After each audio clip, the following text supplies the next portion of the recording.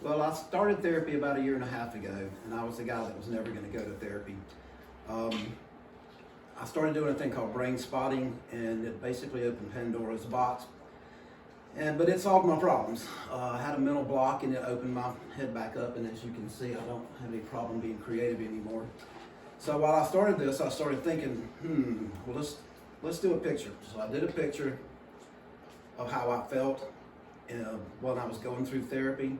And I'm not the kind of guy who does that type of work. I don't express myself in my artwork. It's always just been random things out of my head. And after I got the piece started, one thing led to another, and it turned into an exhibit. And I've been working on it for about a year and a half. And it's coming up in May, and it'll be at the Artist Collective on West Main.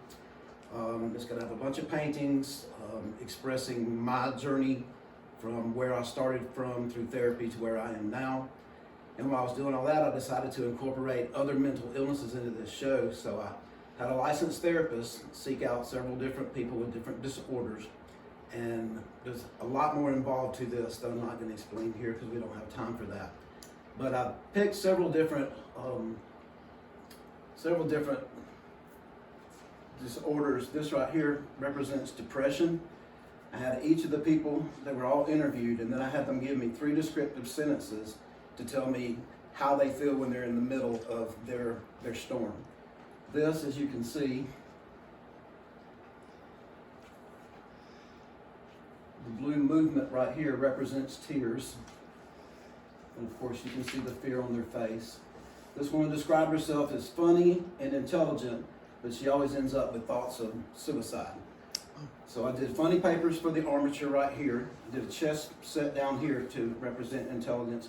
But I also have a pill bottle here, right here, and when I'm done, there'll be pills on here representing suicide. What else would you like to know? Well, I just am so thankful that you're doing this and that you're allowing us to be a part of it.